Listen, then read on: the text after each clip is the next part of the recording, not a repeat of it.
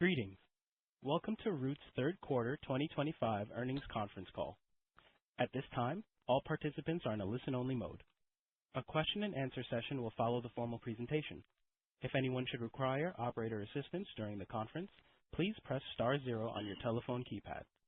Please note this conference is being recorded. I will now turn the conference over to Matt LaMalva, Head of Investor Relations and Corporate Development. Thank you, and you may begin. Thank you for joining us. Root is hosting this call to discuss its third quarter 2025 earnings results. Participating on today's call is Alex Timm, Co-founder and Chief Executive Officer. Megan Binkley, our Chief Financial Officer, will be unable to join us this afternoon due to a family medical matter. In her absence, I will be providing our financial results and will also be available for Q&A. Earlier today, Root issued a shareholder letter announcing its financial results. While this call will reflect items discussed within that document, for more complete information about our financial performance, we also encourage you to read our third quarter 2025 Form 10-Q, which was filed with the Securities and Exchange Commission earlier today. Before we begin, I want to remind you that matters discussed on today's call will include forward-looking statements related to our operating performance, financial goals, and business outlook, which are based on management's current beliefs and assumptions. Please note that these forward-looking statements reflect our opinions as of the date of this call, and we are not obligated to revise this information as a result of new developments that may occur. Forward-looking statements are subject to various risks, uncertainties, and other factors that could cause our actual results to differ materially from those expected and described today. For a more detailed description of our risk factors, please review our most recent 10-K, 10-Q, and shareholder letter. A replay of this conference call will be available on our website under the Investor Relations section.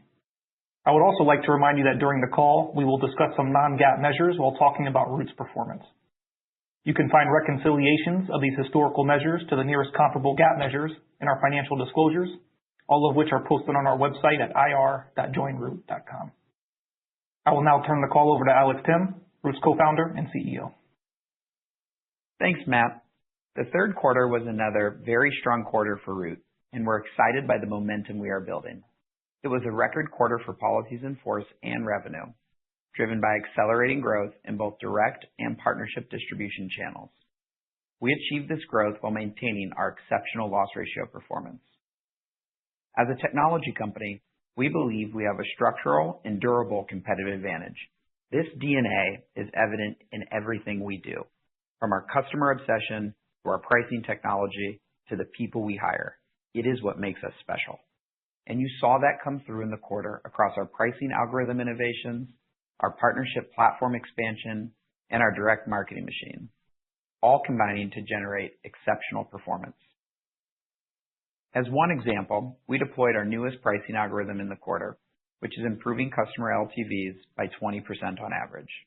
This model allowed us to accelerate growth across all channels. And we aren't stopping there. In the quarter, we also launched our new UBI model, which we estimate has improved predictive power by 10%. We believe this speed of innovation is unmatched in the industry, and we have no plans of slowing down. Also in the quarter, you saw our growth strategy at work, more than doubling new writings in our partnership channel, launching Washington State, and launching several experiments in new marketing channels. In our partnerships channel, we are extending our competitive advantage that provides seamless, easy purchase experiences with great prices to customers no matter how or where they shop. This represents a vast growth opportunity. Today, Root is only active in a very small fraction of distribution points in the insurance shopping ecosystem. This opportunity was on display in the quarter, as we more than tripled our new writings year over year from independent agents, which now represents 50% of our partnership distribution. This channel alone is over $100 billion in premium nationally. And although we have made great strides, we are still active in less than 10% of agents, giving us a long and natural runway to rapidly expand our presence in this space. In our direct channel, new writings increased sequentially by high single digits despite increased competition. Combined with our new pricing model, we continue to invest in new real-time bidding algorithms that allow us to optimize for anticipated long-term economics. This machine continues to detect trends and changes in the marketplace and dynamically deploys our investments. We have also begun to see green shoots in a handful of new marketing channels, the focus of our R&D efforts. We plan to continue to accelerate our investments in these channels given our recent successes and react appropriately as the data emerges. Our success makes us excited and confident to invest further into the business to accelerate our pricing advantage, increase our distribution presence across channels and geographies, and continue to create experiences customers love through product innovation. With a healthy capital position, excellent underwriting results, and a culture of discipline and excellence, we are ideally positioned to accelerate our growth trajectory. Our goal remains to build the largest, most profitable personal lines insurance carrier in the United States, and this quarter represents marked progress toward that goal. I'll now turn the call back over to Matt for more details on the quarter. Thanks, Alex. For the third quarter, we recorded a net loss of $5 million, operating income of $300,000, and adjusted EBITDA of $34 million. As previously communicated, our net loss in the quarter was primarily driven by a $17 million non-cash expense related to our warrant structure with Carvana. Of this $17 million, $15.5 million reflects a cumulative expense catch-up. This expense ultimately reflects the success of our partnership, as the vesting of warrants depends on achieving policy origination milestones. Even with this expense taken into account, we have generated $35 million of net income on a year-to-date basis. In the third quarter, we accelerated growth while continuing to achieve our target unit economics. Year over year, we delivered double-digit percentage increases in policies in force, written premium, and earned premium, while achieving a 59% gross accident period loss ratio. These strong results were driven by the deployment of our latest pricing model, advancements in our real-time bidding algorithm, and expanded partner integrations. Our capital position remains strong, with unencumbered capital of $309 million at the end of the third quarter. Given our exceptional underwriting performance, we also continue to be in a position of excess capital across our insurance subsidiaries. This allows us to optimize our operating structure and deploy growth capital to the highest profit-yielding opportunities. We continue to take a disciplined and opportunistic approach to direct marketing investment, adjusting quarter by quarter based on prevailing competitive dynamics. On the partnership side, we are still early in scaling this channel, and we expect it to continue to increase as a percentage of our overall book over the long term. Looking ahead, we expect continued acceleration of policies in force growth and are excited to support that growth by increasing our investment in direct R&D marketing by roughly $5 million in the fourth quarter. Further, we anticipate a headwind to our loss ratio from typical seasonality in the fourth quarter, which is driven by elevated animal collisions and bad weather. Last year, the impact of the seasonality was roughly 5 percentage points of the accident period loss ratio, and we expect a similar impact this year. As we close out 2025 with exceptional underwriting performance, a healthy capital position, and a strong culture, we are now focused on accelerating growth at our target unit economics. Put simply, we are optimistic that our superior technology will drive growth despite an increasingly competitive environment. We are just getting started. With that, Alex and I look forward to your questions. Thank you. We will now be conducting a question and answer session. If you would like to ask a question, please press star 1 on your telephone keypad. A confirmation tone will indicate your line is in the question queue. You may press star 2 if you would like to remove your question from the queue. For participants using speaker equipment, it may be necessary to pick up your handset before pressing the star key. Our first question comes from Andrew Andersen with Jefferies, LLC. You may proceed with your question. Hey, good afternoon. Sounds like some opportunities in the direct channel this quarter with some new writings increasing sequentially high single digits. Maybe you could just talk about how that opportunity came to be and just the overall level of competitiveness you're seeing on the direct channel. Yeah, thanks for the question. Yeah, we are still seeing competition up in the quarter and in the channel, but really what has happened, and we've continued actually to see that even this quarter to date, a continued acceleration of new writings and growth in our direct channel and our partnerships channel, and really every channel overall. And a big thing that's driving that is our price. Last quarter we detailed that we shipped a new pricing algorithm that improved customer LTVs by 20%. That unlocks a lot of opportunity for us to continue to grow. And as we do that and we continue to refine pricing, continue to collect more data, and continue to get better at it, you're going to continue to see us be able to grow despite increased competitive pressures. And that's exactly what you saw this quarter, and we're still seeing that quarter to date as well. Thanks. And then on the severity number, plus 9%, it seems to have ticked up a little bit after kind of some 6s and 7s in recent periods. Can you maybe just talk about the change that you saw in severity this quarter, and if it requires any change to rate here?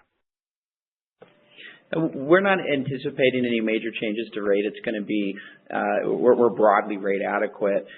There will be some maintenance rate that we take here and there. I think the increase that you saw in the quarter is well within sort of natural variation for those numbers. We did see it a little bit more in our property damage line, so in vehicle collisions versus our medical coverages. But, again, I think that it was well within the normal range of variation. Thank you. Our next question comes from Tommy McJoynt with KBW. You may proceed with your question. Hey guys, can you hear me? Yeah, we can hear you. Awesome. Thank you so much. You mentioned being active with less than 10% of independent agents. Can you just give us some color on how that figure has trended over the last couple of years so we can get a sense of the trajectory of your penetration? And then what's the process to go live with more agents? Absolutely. Independent agents has been one of the most attractive near-term growth levers we've actually seen in the business, and we just are getting started. We really just launched a couple of years ago significantly into independent agents, and last quarter I believe we had disclosed that we were in less than 4% of all agents nationally. And so it represents, it's a third of the market still. It was a third of the market a decade ago. It was a third of the market 100 years ago. So, we don't think the independent agents channel is going anywhere. And we're just barely dipping our toe in. And so, as we continue to grow that, we grew at 3x year over year this quarter, and we're not seeing that slow down. So we are marketing to agents. We're actively onboarding more agents. We are continuing to improve the product for agents so that they have more servicing capabilities, better prices for their customers as well. So, we're seeing that as a really attractive growth channel, and we don't have any plans to slow down on appointing agents. Thank you so much. And then my second question is just that you give us the partnership as a percentage of new writings in the quarter. But if we wanted to think about partnership as a percentage of earned premium, could we take a trailing 12-month average? And so this quarter you saw a roughly flat partnership percentage as the overall new writings, and that's because both of our channels grew very strongly. We're still continuing, as Alex mentioned, to see very strong growth in partnership driven by IA. But we have the pricing model that we launched last quarter, which tends to be the tide that lifts all ships.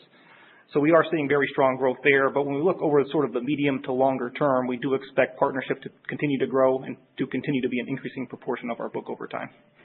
And as a matter of earned premium, you're probably going to see you see higher average premiums in the partnership channel. They're just larger policies that come through because there's more vehicles per household in that channel, particularly in the independent agency channel where a lot of preferred business shops. And so I think you're going to see a little bit more, it'll be a little bit more skewed towards earned premium than sort of a trailing 12-month average. Great. Thank you. Our next question comes from Hristiyan Getsov with Wells Fargo. You may proceed with your question. Hi, good afternoon. My first question is on the average premium per policy. It actually went down quarter over quarter, and I was trying to get a sense of how much was that driven by that new pricing model. And then given you continue to trend well below the 60 to 65 target loss ratio, do you have more flexibility to maybe give up a little bit more on price to continue to win in this environment? Thank you. First, on average premium, you saw us, I believe it was in June, take a fairly sizable rate decrease at the order of it was double-digit rate decrease in Florida. And Florida's a very big market. I think you saw that some folks had to do some refunds in Florida. We really wanted to make sure that we were giving the right prices to customers up front, and so we took that rate decrease proactively, and that's why you've seen sort of those average premiums come down, which has actually put us in a really good position for the end of the year. In terms of the ability to give more price back or to potentially lower prices, we're not in the position right now where we're broadly lowering rates, believing that we're overpriced, but we really do see a continued very healthy loss ratio, and what that's allowing us to do is to just continue to grow faster, and that's what we saw in this quarter, and again, we've seen that quarter to date as well. Got it. And then for my follow-up, any changes in the competitive landscape? Obviously, it remains elevated, but have you noticed anything, any recent changes? And then do you have any color on how October PIF has trended versus the Q3? Yeah, October PIF growth has definitely accelerated versus what you saw in Q3. And again, we're not seeing that slow down. And so we feel good there. The competitive environment, it's still very competitive. You are seeing lower pace of rate increases in the market right now. You're also seeing continued high levels of marketing advertising. And so, on the direct channel specifically, you are seeing high degrees of competition. But again, we saw that in Q3, and I think now we've been able to show that we can even grow and we can execute through that cycle. And that's really driven by our technology and our new pricing models that are continuing to allow us to grow despite the fact that competition is about as hot as we've ever seen it. Got it. And if I can sneak one more in, obviously tariffs that were a topic of discussion at the start of the year, and now it's kind of dwindled down, and I think people are maybe expecting less of an impact than they originally thought. I guess, have you guys seen any meaningful change in your data, and has your expectation for those impacts changed? We have not. We've not seen that come through yet. Right now, it still looks like our expectations are basically right in line with what we'd expect just from natural trend. And so we don't think that we're seeing any sort of impact to inflation in the data or in the numbers right now from tariffs. We do expect to see loss ratios generally increase in Q4. There's seasonality, and that's usually, if you look at 2024, you can see that's usually 3 to 5 points. So we might see some temporary increases in loss ratios in the fourth quarter, but we don't think that's going to be driven by tariffs.